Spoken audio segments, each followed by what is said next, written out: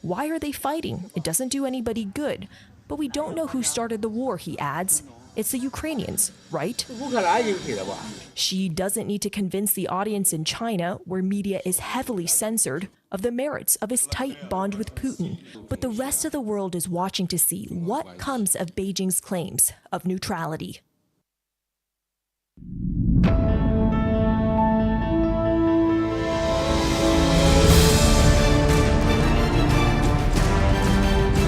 Even as the opposition parties like yourself came together with the Congress party, the one thing that stood large is that even the opposition is not united as far as this JPC demand is concerned.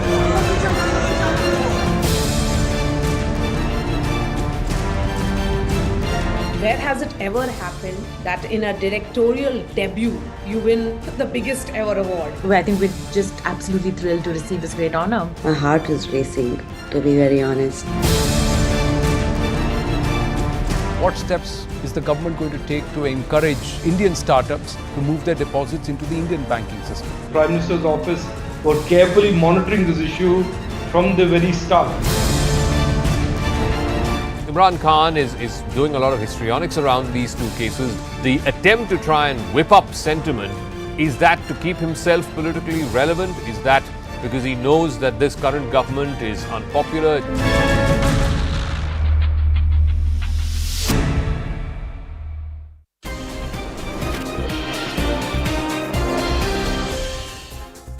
Good evening, hello and welcome. You're watching CNN News 18. This is Nation at 5 with me, Poonam Burde. Let's get you started with some breaking news coming in, and this is of the Japanese Prime Minister Fumio Kishida reaching Ukraine. Remember, this is a surprise stopover, a surprise trip to Ukraine that the Japanese Prime Minister has made. He was in India until yesterday. He was to return to Japan after winding up his India visit, but a surprise decision being taken, and Kishida there in Kyiv just about reaching. He did take a train from Poland after he flew from India. There he's being greeted by some Ukrainian officials as well. This is the first time that a Japanese sitting prime minister is in an active war zone since World War II. He is the first prime minister to do so in decades now. And it sends out a strong signal given that in neighboring Russia, we have the Chinese President Xi Jinping, who is there to express his solidarity with Putin, the lone supporter of Russia and its war, perhaps, of Vladimir Putin. Even as the West stands with Ukraine at this time, we are seeing this gesture from Japan coming to the fore with the Japanese Prime Minister Fumio Kishida now reaching Kyiv, set to be meeting Ukrainian President Volodymyr Zelensky. The unwavering support of Japan stays with Ukraine is the message that Japan is sending, and that's the message that the Japanese Prime Minister will be delivering not just to the Ukrainian administration, but also to the people of the country. Japan is also the host for the G7 summit. Reports are suggesting that this visit also assumes significance because the Japanese Prime Minister wants to invite Ukrainian President to the G7 summit. Ukraine, of course, is going to be the focus of several key summits, as we've seen in the last year as well. Abhishek, my colleague, now joining us, bringing us more details of this surprise visit, but a significant one at that. Yes, Abhishek. Okay, sir. Live pero. We'll try and reconnect with my colleague Abhishek Jha, who's getting us the details as to how this is extremely significant. We do have the Japanese Prime Minister Fumio Kishida in Ukraine, in Kyiv there. We also have Chinese President Xi Jinping in Russia, who is going to be sitting down and holding a bilateral with Vladimir Putin in just about 30 minutes from now. The two visits highlight the deep divide, perhaps, that we are seeing, especially in the Asia region as well. Japan pledging its support for Ukraine like the rest of the world and the rest of the West has done as well, while China continues to be the lone supporter of Vladimir Putin, even though he comes armed with a peace plan as he goes to Russia and sits down with Vladimir Putin to have a discussion in just about 30 minutes from now. Managing editor Zaka Jacob also joining me. Zaka, the differences, the visits, the two of them, the dual visits, underscore these deep divisions that we see in today's world. Oh, absolutely. These are pictures from Kiev, where you can see the Japanese Prime Minister Fumio Kishida, who was here in India just 24 hours ago. Exactly the same time last evening, he was with Prime Minister Modi at the Buddha Jayanti Park. He's just landed in Kiev, taken a train from Poland to Kiev, much like what Joe Biden did when he went to Kiev a few weeks back. This is a hugely significant moment. It's a sort of underscoring, if you will, of Japan's commitment to Ukraine, Ukraine's territorial integrity and sovereignty. And also remember, Japan is the country that's hosting the G7. That's why he was here in India, to invite Prime Minister Modi. He will be going and meeting Zelensky at the presidential palace. I wouldn't be surprised if Zelensky has also extended an invitation to come for the G7, because ultimately, you look at any multilateral meeting in the last 1 year plus, it is all revolved around this one issue, and that is the Russia-Ukraine war. And these pictures couldn't be more contrasting with what we saw from Moscow just 24 hours ago. You had Putin and Xi Jinping sitting across in the Kremlin and having a discussion on how to bring an end to the hostilities, as it were, as per China's 12-point peace proposal.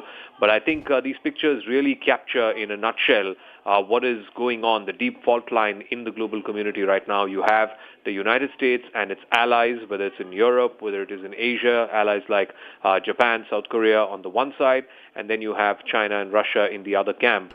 So clearly, I think these pictures basically capture the ongoing sort of churn that we're seeing in global geopolitics, and it has sort of lessons for countries like India, which have sought to remain neutral in this conflict so far. Absolutely, and the region seems to be seeing a diplomatic blitzkrieg, if you will. And Abhishek, my colleague, also joining us to get us more details and to bring out the significance of the two visits that we see, one of the Japanese Prime Minister in Ukraine and the other of the Chinese President in Russia. And Abhishek, along with the West, Japan has been a vocal supporter of Ukraine ever since the Russian invasion. We also do know that just recently, in fact, Japan also pledged a $5.5 billion aid to Ukraine. Of course, and in fact, Japan was the only country among the G7 group which has not had its leader visiting Ukraine. We have seen even US President Joe Biden also visiting Ukraine sometimes back. It was also a very surprise move and unscheduled visit to Ukraine for the Japanese Prime Minister Fumio Kishida. Also, he was until yesterday evening, he was very much in Delhi, and there was no scheduling, no information whether he is going to have this Ukraine visit. But now we know that Japan was under peer pressure from the G7 group as well to visit and express its solidarity and its support to the Ukrainian regime.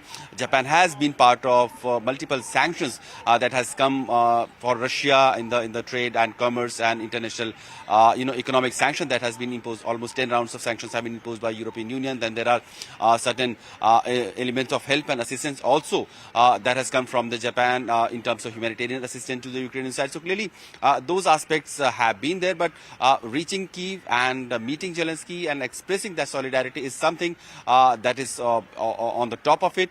And this is happening at a time when clearly two major Asian giants, China's Xi Jinping is having a meeting with Russian President Vladimir Putin.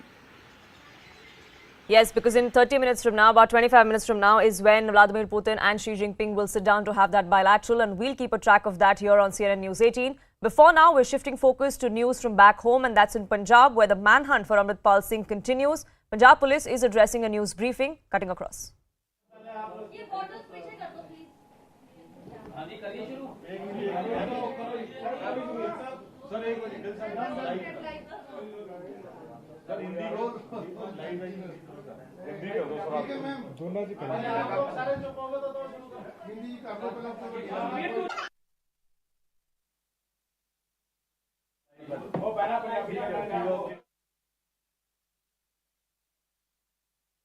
देखो सब तो पहला तो मैं दसना चाहना कि पंजाब के विच जिहड़ी स्थिति है बिल्कुल स्टेबल आ लॉ एंड ऑर्डर पूरी तरह मेनटेन्ड आ सारे पासे सुख शांति है और मानयोग मुख मंत्री साहब ने भी जिद्दां सारे पंजाबियों नाल अज गल कीती पूरी स्थिति के उत्ते मानयोग मुख मंत्री साहब नज़र रखे हुए हैं लगातार वो अफसरां दे कोलों फीडबैक लै रहे हैं पूरी स्थिति के बारे दे विच और अज उन्हां नूं बहुत सारियां कॉल्स आईयां पंजाब तो बाहरों जिन्हां ने इस स्थिति नाल बड़े वधिया तरीके नाल निपटण वास्ते मुख मंत्री साहब का धन्नवाद किया उन्होंने क्योंकि ਉਹ ਇਹ ਮਹਿਸੂਸ ਕਰਦੇ ਆ ਕਿ ਪੰਜਾਬ ਦੇ ਯੂਥ ਨੂੰ ਬਚਾਉਣ ਵਾਸਤੇ ਜਿਹੜੇ ਮਾੜੇ ਅੰਸਰ ਆ ਉਹਨਾਂ ਨਾਲ ਇਸ ਤਰੀਕੇ ਦੇ ਨਾਲ ਨਜਿੱਠਣਾ ਬਹੁਤ ਜ਼ਰੂਰੀ ਸੀਗਾ।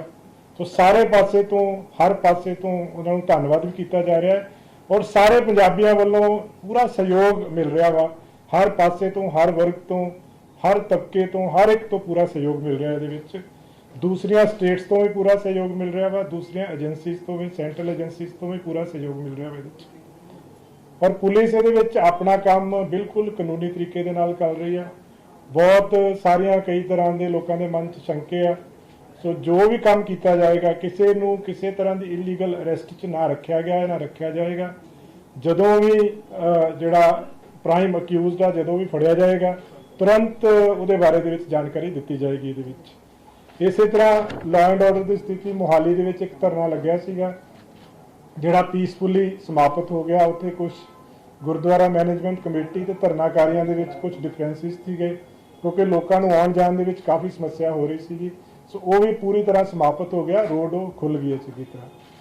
ਜਿਹੜਾ ਇਸ ਇਸ਼ੂ ਦੇ ਉੱਤੇ ਕੁਝ ਅਪਡੇਟਸ ਆ, ਇੱਕ ਕੇਸ ਰਜਿਸਟਰ ਕੀਤਾ ਵਾ ਜਲੰਧਰ ਰੂਰਲ ਦੇ ਵਿੱਚ, ਜਿਹਦੇ ਵਿੱਚ ਸਰਪੰਚ ਜਿਹੜਾ ਵਾ ਮਨਪ੍ਰੀਤ ਸਿੰਘ ਉਦੋਵਾਲ ਪਿੰਡ ਦਾ, ਉਹਨੇ ਪਰਚਾ ਦਰਜ ਕਰਾਇਆ 2 ਬੰਦਿਆਂ ਦੇ ਖਿਲਾਫ।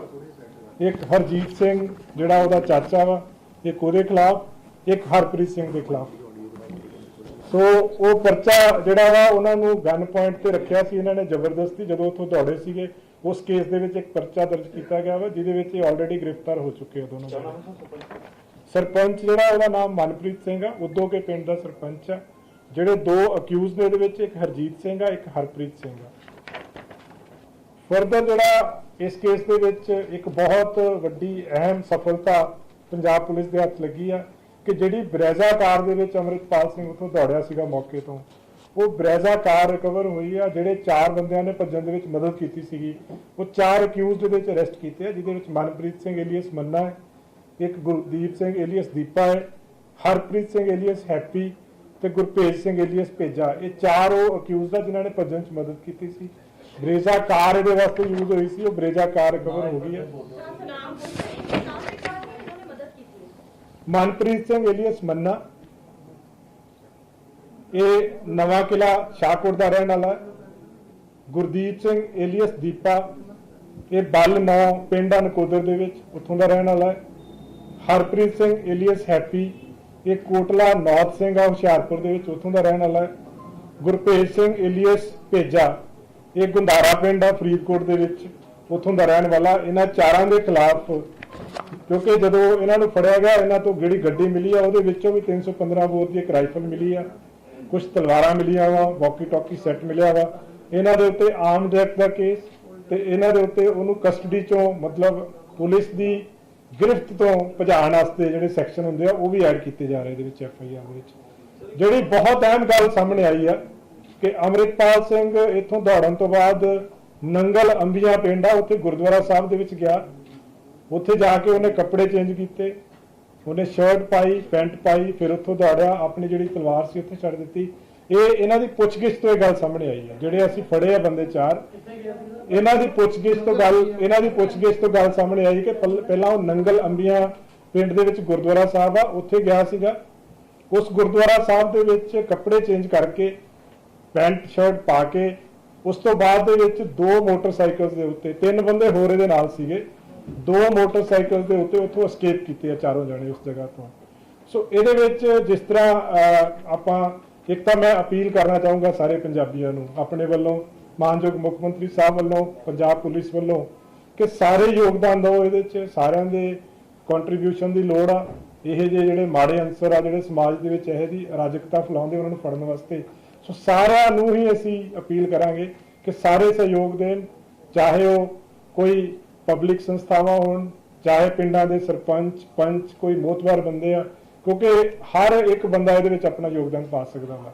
ਦੂਸਰੀ ਗੱਲ ਆ, ਜਦੋਂ ਵੀ ਕੋਈ ਕ੍ਰਿਮੀਨਲ ਆਪਾਂ ਨੂੰ ਵਾਂਟਡ ਹੁੰਦਾ ਵਾ, ਉਹਦੇ ਵਿੱਚ ਆਪਾਂ ਹਮੇਸ਼ਾ ਹਰ ਤਰ੍ਹਾਂ ਦੀ ਪ੍ਰੋਬੇਬਿਲਿਟੀ ਨੂੰ ਮੱਦੇਨਜ਼ਰ ਰੱਖਦੇ ਹੋਏ ਨਾਰਮਲੀ ਆਪਾਂ ਰਿਲੀਜ਼ ਕਰਦੇ ਆ ਕਿ ਉਹ ਕਿਸ ਹੁਲੀਏ ਦੇ ਵਿੱਚ ਹੋ ਸਕਦਾ ਵਾ।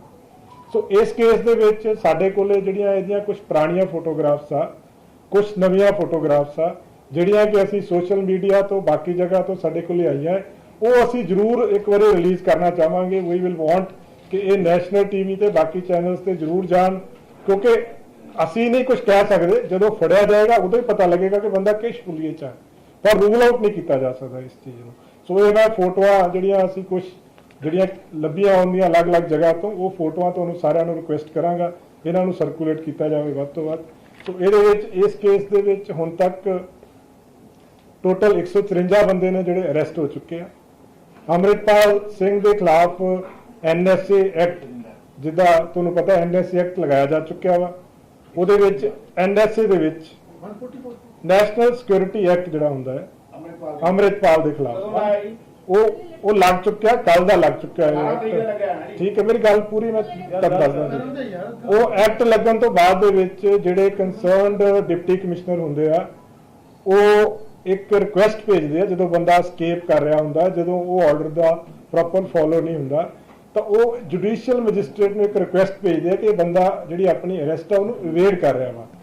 ਉਹ ਫਿਰ ਮੈਜਿਸਟ੍ਰੇਟ ਸਾਹਿਬ ਜਿਹੜੇ ਨੇ ਉਹਦੇ ਵਿੱਚ ਉਸ ਤੋਂ ਬਾਅਦ ਉਹਦਾ ਅਰੈਸਟ ਵਾਰੰਟ ਜਿਹੜਾ ਹੈ ਉਹ ਜਾਰੀ ਕਰਦੇ ਆ। ਸੋ ਇਸ ਕੇਸ ਦੇ ਵਿੱਚ ਜਿਹੜਾ ਨਾਨ ਅਵੇਲੇਬਲ ਵਾਰੰਟ ਆ ਅੰਮ੍ਰਿਤਪਾਲ ਸਿੰਘ ਦਾ, ਉਹ ਜਾਰੀ ਹੋ ਚੁੱਕਿਆ ਵਾ, ਜਿਹੜਾ ਕਿ 18 ਮਾਰਚ ਨੂੰ ਜਾਰੀ ਹੋਇਆ ਸੀਗਾ। ਫਰਦਰ ਇਹਦੇ ਵਿੱਚ ਜੇ ਕੋਈ ਬੰਦਾ ਫਿਰ ਵੀ ਆਪਣੀ ਅਰੈਸਟ ਨੂੰ ਇਵੇਡ ਕਰਦਾ ਵਾ, ਤਾਂ ਕਾਨੂੰਨ ਦੇ ਵਿੱਚ ਪ੍ਰੋਵੀਜ਼ਨ ਆ ਕਿ ਉਹਦੇ ਖਿਲਾਫ 82-83 ਸੈਕਸ਼ਨ ਜਿਹੜੇ ਨੇ CRPC ਦੇ, ਉਹਦੇ ਤਹਿਤ ਵੀ ਕਾਰਵਾਈ ਹੋ ਸਕਦੀ ਹੈ। ਸੋ 18 ਤਰੀਕ ਨੂੰ ਲੱਗਿਆ ਸੀਗਾ ਜੀ। 18 ਤਰੀਕ ਦੇ ਜਿਹੜੇ ਸੇਮ ਡੇ ਜਦੋਂ ਇਹਨੇ ਆਪਣੀ ਅਰੈਸਟ ਨੂੰ ਇਵੇਡ ਕੀਤਾ, ਉਸ ਤੋਂ ਬਾਅਦ ਦੇ ਵਿੱਚ ਇਹਦੇ ਪ੍ਰੋਪਰ ਪ੍ਰੋਸੀਜਰ ਫੋਲੋ ਕਰਕੇ ਨਾਨ ਅਵੇਲੇਬਲ ਵਾਰੰਟਸ ਜਿਹੜੇ ਨੇ ਜਾਰੀ ਕਰਾਏ ਗਏ ਇਸ case.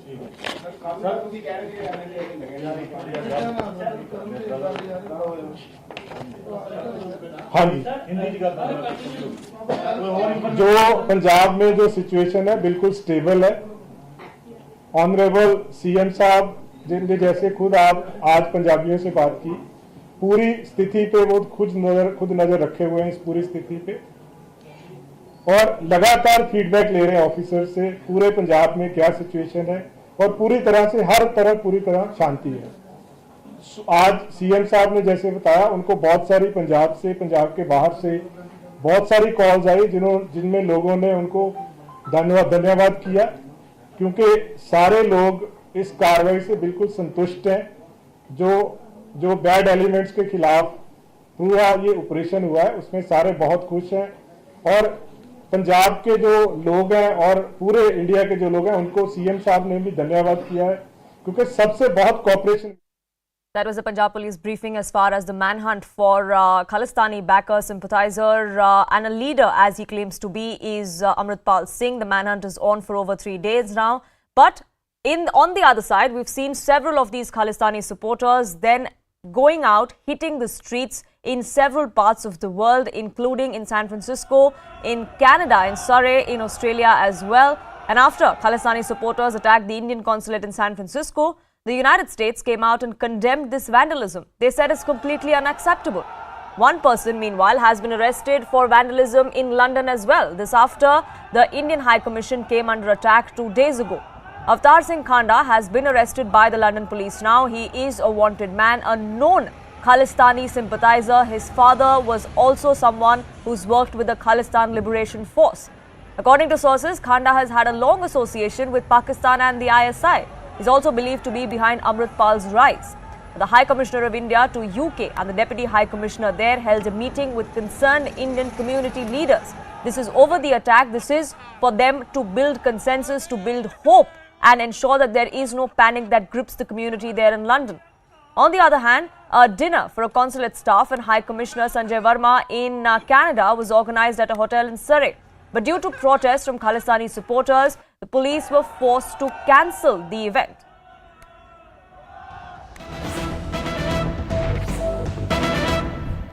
Now, even as we are seeing several of these provocations come to the fore from around the world, as far as the United Kingdom incident goes, Indians are now pouring out in support against these Khalistani elements. Several dozen supporters gathered outside the Indian High Commission. They were holding the Indian tricolour in their hands as a show of support after the embassy, the High Commission in London, came under attack, where there was an attempt to pull down the tricolour as well from there. Sanjay Suri, my colleague, now joining us live from that very site there in London. Sanjay, several people from the community had gathered there as a show of strength. Also a message being sent out to these elements there that you cannot mess with the idea of India. You cannot threaten the idea of India by trying to pull down the tricolour. It is going to fly high. Yes, and it is as colorful and as happy a symbolic gesture as you could hope to see. This is exactly where the group of Khalistanis attacked the building. They smashed the window panes here, and one of them went onto the balcony and tried to pull down the Indian flag, and pull down the Indian flag, tried to hoist a Khalistani flag. And look at the scenes now. You have people dancing here, people singing here, waving the Indian flag. A message really going out that they believe in India, they believe in Indian values, and those are not the values of the kind of vandalism and violence that we saw at this site just a couple of days back. This is really a very happy and very assertive and a very politically assertive layering over of that experience of assault with scenes of celebration and joy and affirmation in India. Absolutely. And Sanjay, we've seen several of these confidence building measures that also have been taken by the embassy staff there, where we've had them speak to the community, speak to the diaspora, and try and build confidence to ensure that the kind of incident that we saw 2 days ago does not hamper the relations that we share with that are shared with the two countries as well. This is a move from the High Commission, of course, but more than that, it is a move from the community. This celebration was in part organized by the High Commission only to the extent that they agreed to let people come here and join celebrations. But on Monday, well before anything was agreed, people spontaneously turned up here in hundreds, and they sought to meet the High Commissioner. They sought to go in and speak to officials to affirm their faith, and then they were invited in. That was just very impromptu. This again is spontaneous. No one has ask people to join. This is a working day. It's the middle of the day on a working day, and people have come from quite long distances just to come here. They haven't come here to sing and dance for the sake of singing and dancing. The singing and dancing is a message. It's a message of joy and of confidence and of faith and of loyalty to India. It's a message that no amount of stone pelting, no amount of abuse is going to do anything to deter the faith people have in India. It is clear that India, and this is what people here are saying, is a plural society. People will have differences of views that they must and have an absolute right to express, but not this way, not through attacking a building, smashing windows. This is vandalism, this is hooliganism, and that experience at this High Commission here is being layered over by joy and confidence and faith. Absolutely, and those scenes are endearing to say the least. We also do have news as far as the investigation goes. There was this entire mob that was seen on camera that was face to face with some policemen as well when that incident actually took place outside the High Commission there. One person who was believed to have masterminded and orchestrated this entire provocation is now under arrest. Well, yes, and that is Avtar Chanda. Now, he has been a very active supporter of the Khalistani group here. And let's not forget, it's a very small group. They do get attention out of proportion to a number. That's because of the kind of things they do. When you get up to violence, then that violence attracts attention, and we begin to focus on it. But we do need to remind ourselves that it's a very tiny and a very small group. But Chanda has certainly been a member of that group.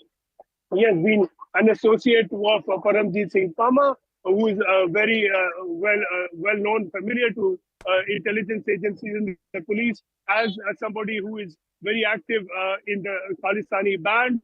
We have instances now of reports surfacing now of attempts made by Chanda in the past to try and recruit Khalistani youth with a view to training them in the use of improvised explosive devices. That's as serious as this kind of thing can get. This is not just about slogans and about having a difference of view, attacking the High Commission, stone pelting even attempting to train youth in the use of Yes. explosive devices is as lethal as that. And he is now been under arrest. He's been produced before the magistrates at Westminster Magistrates Court today. Yes, and that's something that calls for celebration as well, as we are seeing outside the Indian High Commission there. Sanjay, thank you so much for getting us the latest. But we are staying with the Khalistani link and the mayhem that they have spread here in India and outside in the world as well. And Avtar Singh Khanda, the man who is arrested in London for the attack on the High Commission, is believed to be the main handler of Amritpal Singh, the man for whom there has been a manhunt that has been launched here in India, in Punjab, for the last 3 days. We're given to understand that Khanda, in fact, is believed to be the brain behind the meteoric rise of Amritpal Singh, someone who came from Dubai not too long ago to India. Khanda is also close to Paramjeet Singh Pamma and is known for holding theoretical radical training classes for Sikh youth and for misleading them. He's also an asylum seeker in the United Kingdom, is what we are gathering. There is a plan that is being masterminded by Khanda and the likes of him to unleash mayhem not just here in India but around the world as well, to try and whip up the Khalistani sentiment, a movement that seems to be gathering no real momentum. Arunima, my colleague, getting us more details. Arunima, what more details have you gathered from your sources? So this is an intelligence dossier that we have accessed, as per which it is said that Avtar Singh Khanda is the main handler for Amritpal Singh. That is what this dossier alleges. And then it goes on to say that the common link between Amritpal and ISI is through Khanda. Khanda is associated with Babbar Khalsa International's Paramjeet Singh Pamma. And we all know that BKI gets support from the ISI. So that's the connection that intelligence agencies are drawing. What is worrying is that this dossier goes on to say that, these people, this entire group, have been trying to make improvised explosive devices using common chemicals, and they have been giving live demonstrations in Birmingham and Glasgow. So it is not as if they're just targeting the Indian High Commission, pelting stones and taking down window panes, breaking window panes, or taking down the Indian flag. Their designs are much more sinister. They want to carry out IED blasts in order to attract attention to their cause. That is what Indian intelligence agencies believe about Khanda. And that's what they have shared with their counterparts in United Kingdom. Some startling details coming out of that dossier. Arunima, thank you so much for getting us that exclusive information. With that, we are slipping into a quick break here on Nation at 5. Be back in just a few minutes. Don't go anywhere.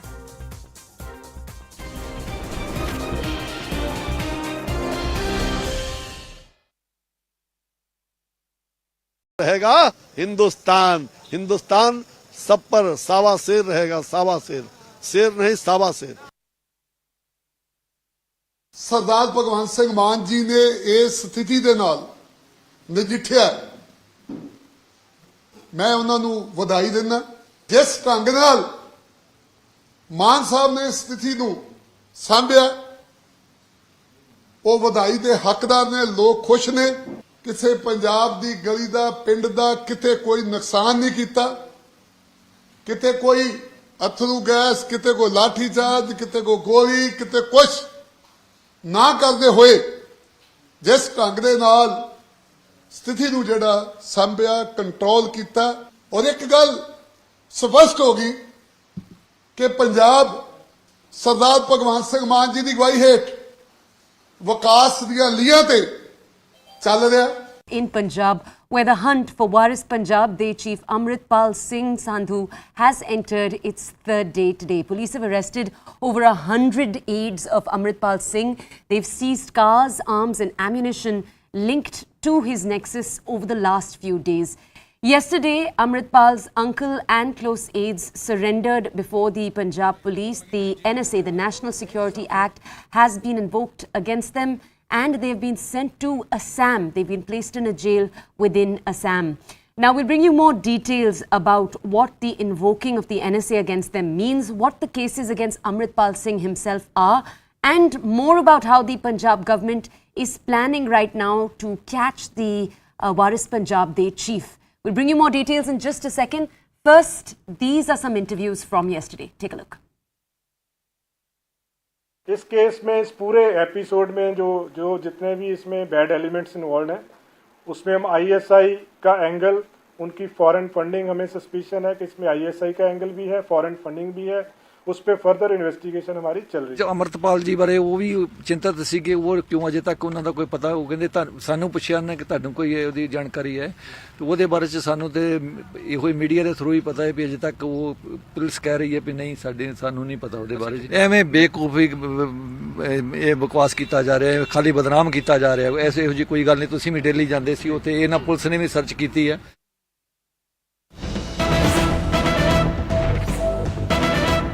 Okay, we have more details on Amritpal Singh's movements over the last few days. We're going to share those with you and we're going to go over to my colleague Anshul to bring you those details right now. Essentially though, after fleeing from Punjab police, Singh went towards Shahkot. He got down from the Mercedes and got into a breezer and started fleeing. I'll bring you more details. Let's go over to Anshul.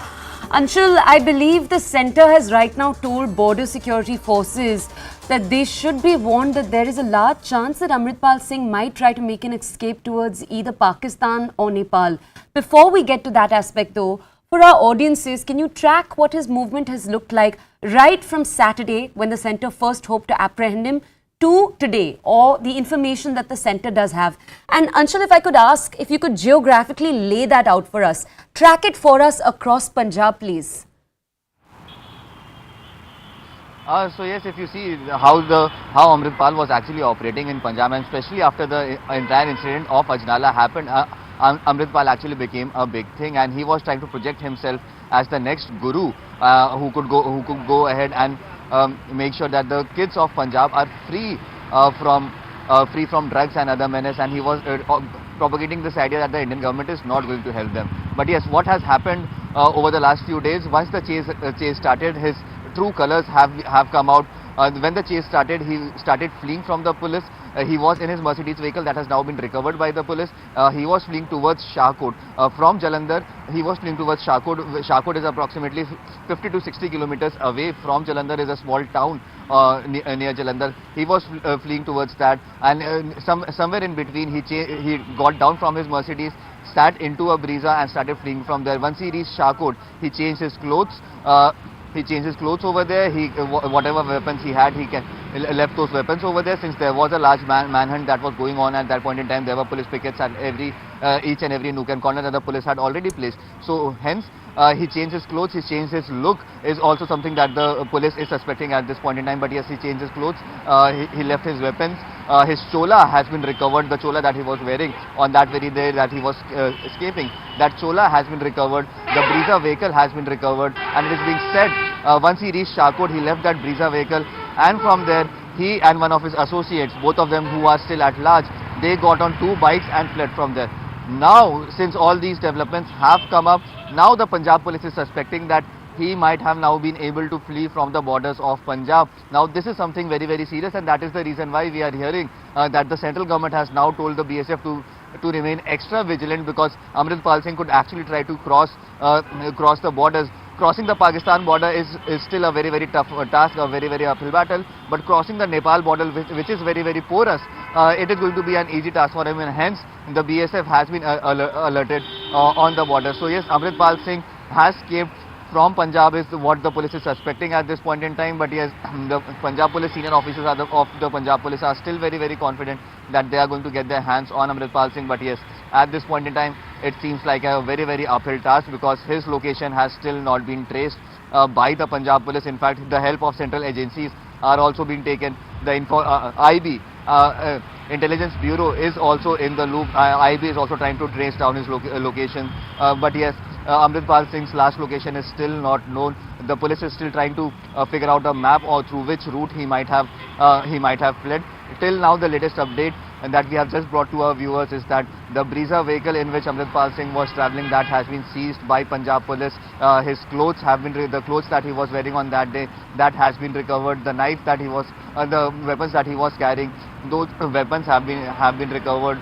So yes, a big development for the Punjab police at this point in time. And once as the interrogation is going on, we are expecting some more developments to come out. Okay, but yes, Anshul, a very quick clarification for you, because we do need to move on. But I do want to ask you quickly: are sources confirming that he is still within the state, though, or is there no confirmation on that?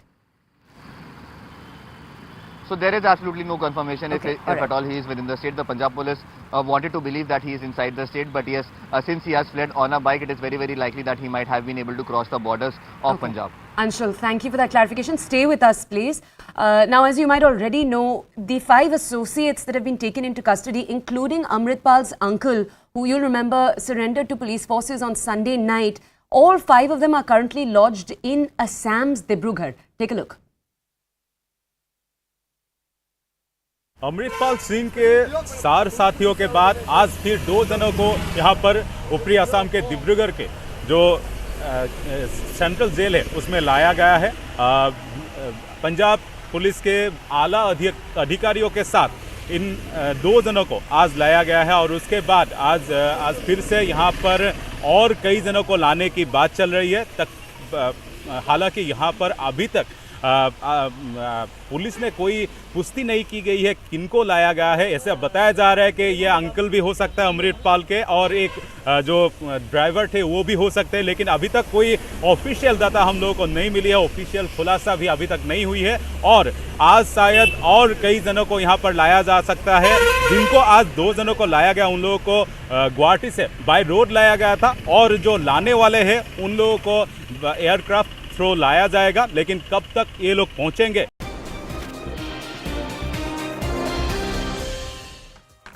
Welcome back. Amid the Russia-Ukraine war, Chinese President Xi Jinping is in Moscow for a 2-day visit. He is going to be meeting and sitting down with Russian President Vladimir Putin for a bilateral in just a few minutes from now.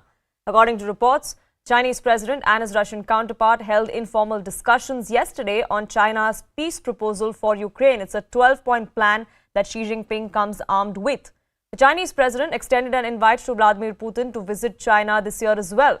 Now, this visit comes at a time when Xi Jinping has been officially elected as the Chinese president for a 3rd term. On the other hand, there's activity taking place in Ukraine as well, because we have the Japanese Prime Minister, Fumio Kishida, that has just in a short while ago reached Kyiv. He was on a 1-day visit to India yesterday when he decided to make this surprise stopover to Ukraine before he returned to Japan. Now, according to Japanese Foreign Ministry, Kishida will be meeting Ukrainian President Volodymyr Zelensky during his surprise visit. Japan will offer solidarity and unwavering support to Ukraine, the administration and its people as well. Abhishek Jha, my colleague, joining us live. Sanjay Suri will also be joining us shortly. And Abhishek, it's interesting, the contradictions that we see. On one hand, we have Xi Jinping wanting to support Russia and Vladimir Putin when no one in the world is ready to do so. On the other hand, the West and everyone else has been putting their weight, both in terms of their words and in actions in terms of aid and money that they've been supplying to Ukraine. At that time, we have the Japanese Prime Minister there. So clearly, when we knew that Xi Jinping's visit to Russia was much expected and it was being anticipated for a very long time, but what has happened with Japanese Prime Minister's visit to Ukraine has been very surprising. In fact, he is the last member from the G7 grouping who has visited Ukraine, so in a show of solidarity and strength. At the same time, this parallel visit of Chinese President to Russia and the Japanese Prime Minister to Ukraine is a competing display between the 2 East Asian neighbors as well, between Japan and China. At the same time, we have seen like just a day ago, almost $2 billion of funding has been committed by European Union for Ukraine. So while Russia and China, they are trying to display at the world platform that they are trying to de-escalate the war, Chinese Foreign Ministry has, in a statement of the Japanese Prime Minister visiting Ukraine, has said that they would like to have some sort of de-escalation. So whether Japanese Prime Minister's visit to Ukraine will help in having some sort of de-escalation, or will it also become another round of funding and supply of weaponry or commitment for Ukraine to help him sail through the long-standing war that it has been engaged with Russia? Absolutely. What transpires in both those meetings is going to be crucial, and the world is watching, isn't it, Sanjay? Because we do know that Xi Jinping goes armed with a 12-point plan as far as a solution to this war is concerned. But he is the only one who has supported Vladimir Putin, the dear friend, as they call each other. So are we going to be seeing Xi Jinping actually play the peacemaker and broker a peace deal, or are we only going to see him further Putin's agenda? Well, the 12-point peace plan from the Chinese was announced on the 24th of February. Of late, in the run-up to this summit, we haven't heard a great deal of the principles within that some people found reassuring to the extent that there was some sign of acknowledgement from the Chinese that what the Russians did was not quite acceptable. That peace plan included references to belief in territorial sovereignty in the UN Charter and against the use of nuclear weapons. Now, that was all emphasized quite firmly in that, even though the wording was rather vague, but still it did leave open that possibility. Now, that is not the kind of rhetoric we've been hearing through this summit in Moscow. We've been hearing talk about the strategic cooperation, the ties between China and Russia, very warm words, and warm words, of course, are indicative in this business of diplomacy, particularly when the Chinese and the Russians sit down to talk and to meet. These gestures and these trappings around the essential talks are very seriously indicative of the kind of relationship and the kind of progress they wish to make together. This is now a very firm reaffirmation of close ties. There is, of course, a Ukraine with a meeting to follow, perhaps remotely, but there is some amount of reaching out that the Chinese have promised to the Ukrainians. The foreign minister of China spoke to the foreign minister of Ukraine before the summit. A good deal will depend upon what the Chinese now say to the Ukrainians. But so far as the conversations with the Russians go, this seems to be a very strong affirmation of cooperation. And given what Russia has done, that affirmation can be very worrying to Ukraine and to many other countries. Absolutely. Abhishek and Sanjay, do stay on with me. Strategic Affairs expert Dr. Monica Verma also joins us on this broadcast. And Dr. Verma, I want to get you in and ask you, how do you read the fact that the Japanese Prime Minister chose to go to Ukraine, a surprise visit right after he left India? Because, you know, in the past as well, there have been many key players who have been asking India to play the mediator as far as both Russia and Ukraine go. Do you see the timing as mere coincidence, or is there more to it? I don't see more to it because, you know, if you look at all the other G7 countries, they have paid a visit to Ukraine. And I think this is the last thing which was remaining from Japan's side. It has been showing great solidarity with Ukraine. It has been following the rule book that United States has provided to Japan regarding how to deal with this matter. And it has practically done everything, you know, that it was asked to, whether it was imposing sanctions on Ukraine, on Russia, or it was, you know, extending aid to Ukraine. And he also had a meeting, a virtual meeting. Zelensky was allowed to speak and through a virtual meet. So I think this was one of the last remaining touchstones, so to say, that Japan had to fulfill, because now they're scheduled to host a G7 summit in May. And when all the other, you know, G7 leaders have paid a visit, I think this was something which was remaining. And probably, you know, the timing is very interesting because, you know, these two East Asian neighbors, on one hand, there is China, where Xi Jinping is paying a visit to Russia, and on the other hand, we see the Japanese, you know, leader. He's visiting Ukraine. So the timing is really interesting, with both sides showing solidarity with their respective partners. And both the events, you know, have a certain sort of element of interest for the IR watchers and for the policy wonks. That, you know, on one hand, Xi Jinping has written an article in the Russian newspapers, I think today or yesterday, where he's talking about how, you know, the Russian security concern is important, which is a little different from what was written in the 12-point peace proposal. He's trying to, you know, side more with the Chinese, with the Russian, stand on the issue. So, you know, on one hand, these things are taking place, and then suddenly we see the Japanese Prime Minister is going on a surprise visit. But I won't call it a surprise visit because it was long due. I think many were questioning why Japanese Prime Minister has not visited Ukraine yet. And, you know, as far as the Japanese Prime Ministers go, they have a very heightened sense of security. And I think that's also legit because Ukraine is a conflict zone. And he going there and showing this side of him is absolutely, something, a break from the past, where Japan is trying to make sure that it's seen as a very active player on the global scene. They're also, rearming themselves. They started spending a huge amount of budget expenditure on their defense. So I think this goes in the all the things are tallying, and I think this goes as one more move where Japan is proving that it's now, set to play a big role.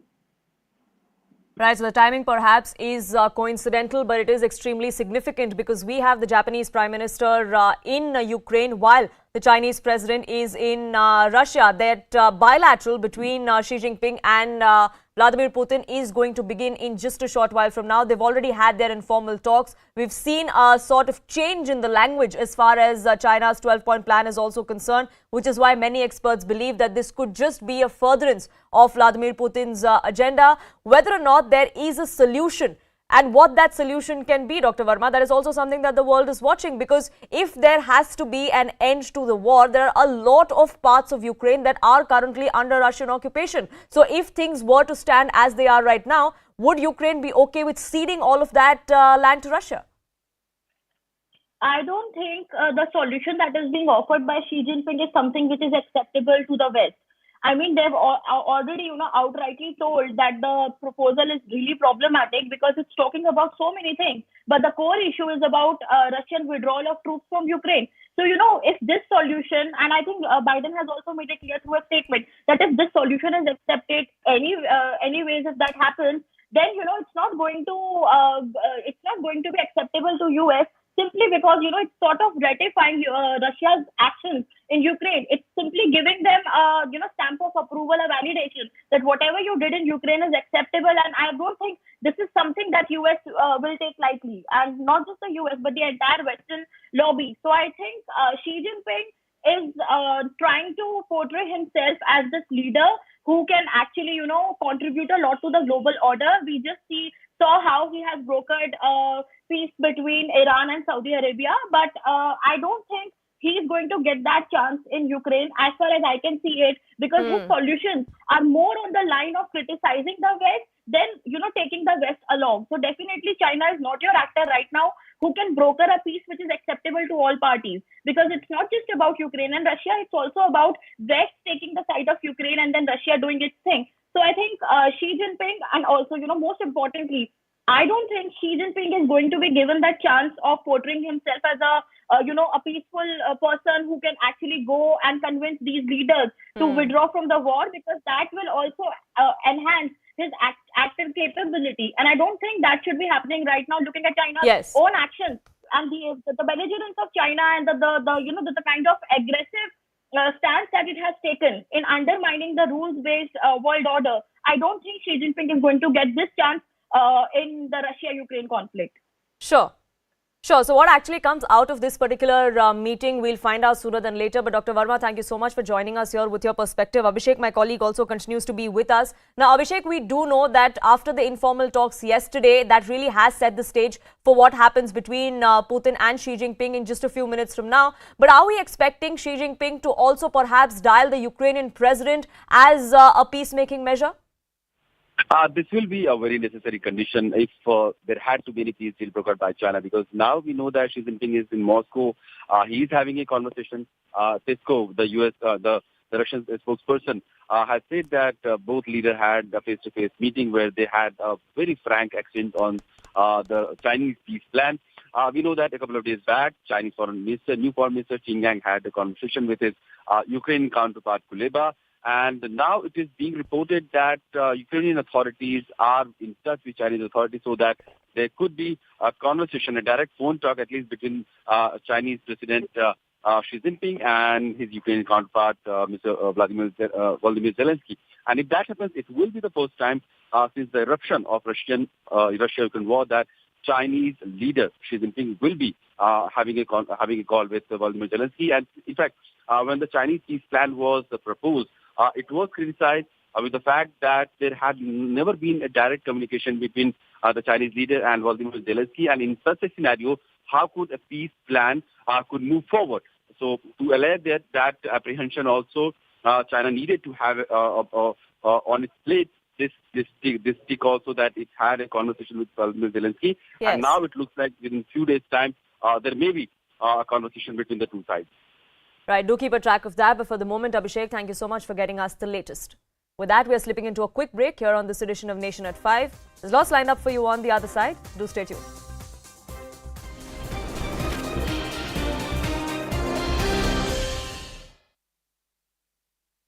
Shahkot.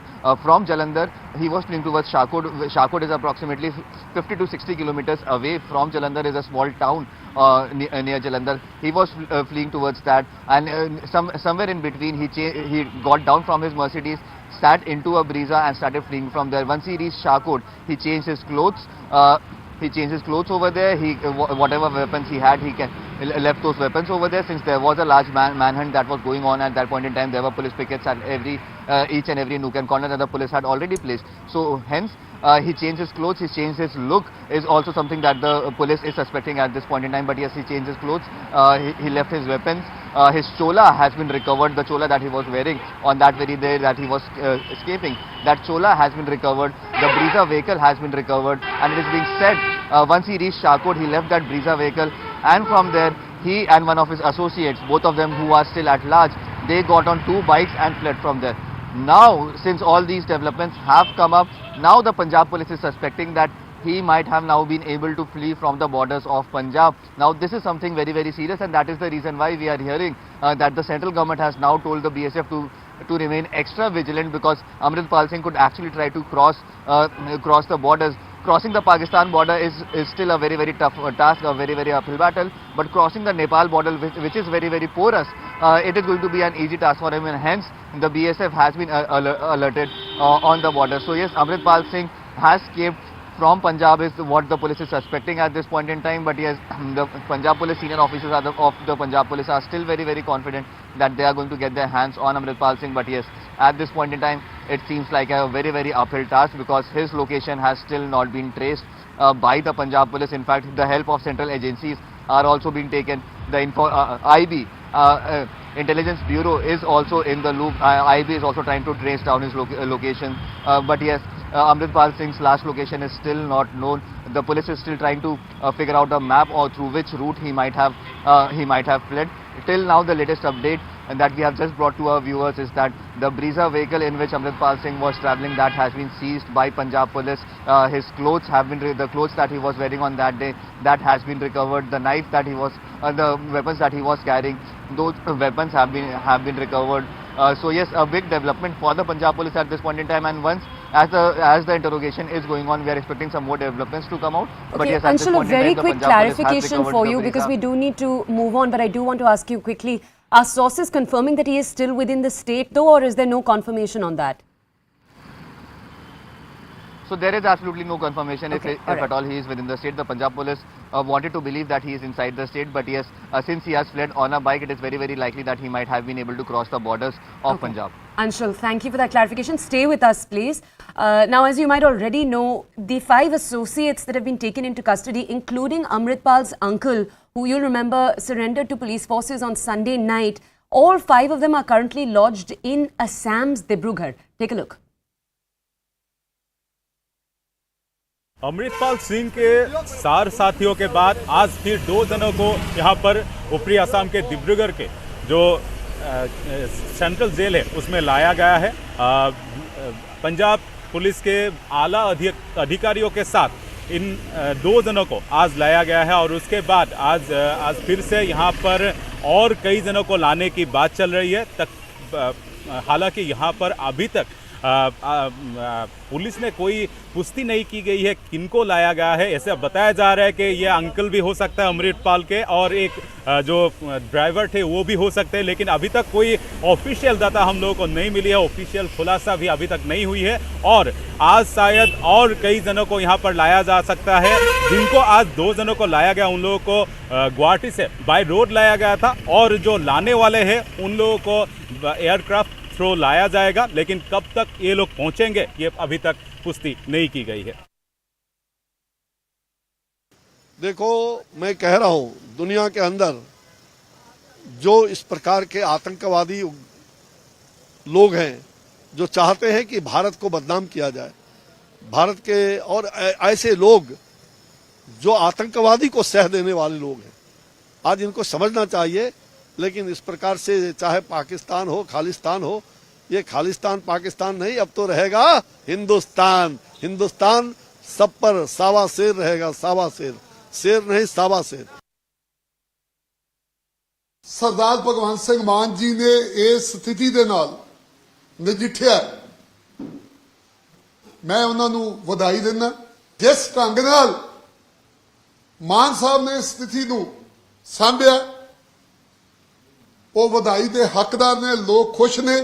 ਕਿਸੇ ਪੰਜਾਬ ਦੀ ਗਲੀ ਦਾ, ਪਿੰਡ ਦਾ ਕਿਤੇ ਕੋਈ ਨੁਕਸਾਨ ਨਹੀਂ ਕੀਤਾ, ਕਿਤੇ ਕੋਈ ਅਥਰੂ ਗੈਸ, ਕਿਤੇ ਕੋਈ ਲਾਠੀ ਚਾਰਜ, ਕਿਤੇ ਕੋਈ ਗੋਲੀ, ਕਿਤੇ ਕੁਛ ਨਾ ਕਰਦੇ ਹੋਏ ਜਿਸ ਢੰਗ ਦੇ ਨਾਲ ਸਥਿਤੀ ਨੂੰ ਜਿਹੜਾ ਸੰਭਿਆ, ਕੰਟਰੋਲ ਕੀਤਾ। ਔਰ ਇੱਕ ਗੱਲ ਸਪਸ਼ਟ ਹੋ ਗਈ ਕਿ ਪੰਜਾਬ ਸਰਦਾਰ ਭਗਵੰਤ ਸਿੰਘ ਮਾਨ ਜੀ ਦੀ ਅਗਵਾਈ ਹੇਠ ਵਿਕਾਸ ਦੀਆਂ ਲੀਹਾਂ ਤੇ ਚੱਲ ਰਿਹਾ। In Punjab, where the hunt for Waris Punjab Day Chief Amritpal Singh Sandhu has entered its third day today. Police have arrested over 100 aides of Amritpal Singh. They've seized cars, arms and ammunition linked to his nexus over the last few days. Yesterday, Amritpal's uncle and close aides surrendered before the Punjab police. The NSA, the National Security Act, has been invoked against them, and they've been sent to Assam. They've been placed in a jail within Assam. Now, we'll bring you more details about what the invoking of the NSA against them means, what the cases against Amritpal Singh himself are, and more about how the Punjab government is planning right now to catch the Waris Punjab Day chief. We'll bring you more details in just a second. First, these are some interviews from yesterday. Take a look. इस case में, इस पूरे episode में जो जितने भी इसमें bad elements involve हैं, उसमें हम आईएसआई का एंगल, उनकी फॉरेन फंडिंग, हमें सस्पिशन है कि इसमें आईएसआई का एंगल भी है, फॉरेन फंडिंग भी है।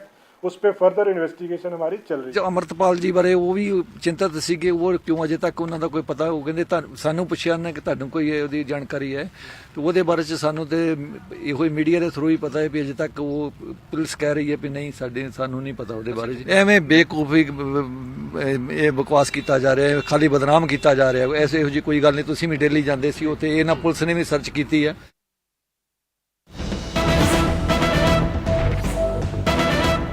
Okay, we have more details on Amritpal Singh's movements over the last few days. We're going to share those with you, and we're going to go over to my colleague Anshul to bring you those details right now. Essentially, though, after fleeing from Punjab police, Singh went towards Shahkot. He got down from the Mercedes and got into a breezer and started fleeing. I'll bring you more details. Let's go over to Anshul. Anshul, I believe the centre has right now told border security forces that they should be warned that there is a large chance that Amritpal Singh might try to make an escape towards either Pakistan or Nepal. Before we get to that aspect though, for our audiences, can you track what his movement has looked like right from Saturday, when the centre first hoped to apprehend him, to today, or the information that the centre does have? And Anshul,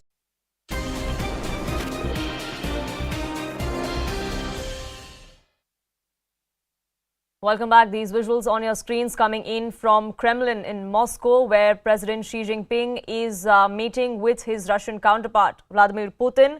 They are going to be sitting down for their bilateral meeting in just a few minutes from now. This is perhaps the ceremonial reception that we are seeing of the two presidents sitting down to talk about the Ukraine war, a peace plan that Xi Jinping comes armed with. What exactly is going to be the outcome of this particular meeting?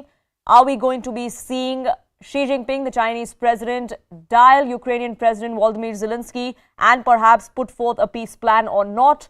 Is that something that is acceptable to both sides, to both Ukraine and Russia and to the rest of the world? Is also something that we will keep our eyes out on. But these are live visuals coming in from Kremlin, where you see the two presidents, dear friends, as they like to address each other at that ceremonial reception. Abhishek, my colleague, joining us for more details. In a few minutes from now, Abhishek, it is going to be down to business between the two leaders. Of course, and we know that they have had a couple of exchanges in the last 1.5 days that Xi Jinping has been in Russia, and in that also this peace plan between the two warring sides, Russia and Ukraine, has been discussed. We know that China has proposed a 12-point peace plan, and through which it wants to settle some sort of, ceasefire in that region. That the war has been going on for almost 1 year, and the world is watching a very, interest with a lot of interest that whether Chinese president and his close ties with Russia will be able to broker a peace deal, because earlier also there has been attempts by other world leaders.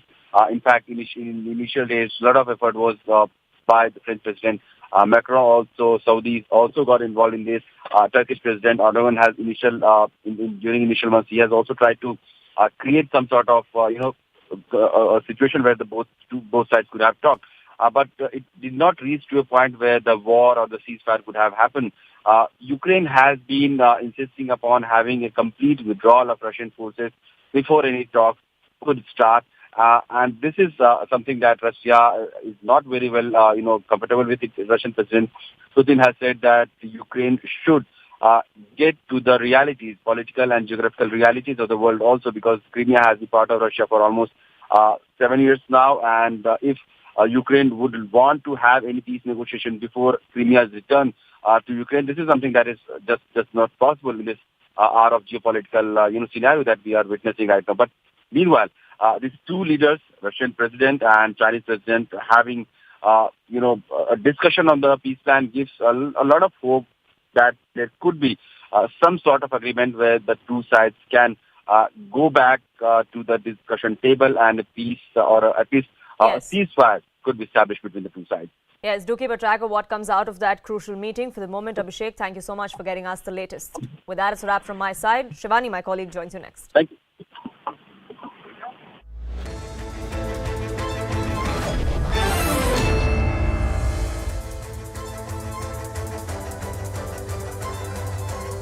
Welcome everyone. Thanks a lot for staying with us. You're watching Plain Speak with me, Shivani Gupta. There is no end to global Khalistani provocations against India. After Indian missions were attacked in London and San Francisco, an Indian